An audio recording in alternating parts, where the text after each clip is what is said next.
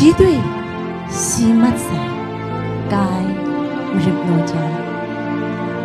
chỉ đuôi à khá muốn thả màu mì nát nát rải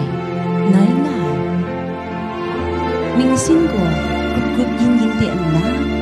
sinh nhầm khát hòa chỉ đuôi đã ngờ xì nan khăn ngài xì bằng địa đút xa hoài ngài phê khum giúp ngà sát ngà màu mùi lời mì tị toàn tá ya nà ngài tay rồi ngài nốt cái gì chỉ tôi ya aga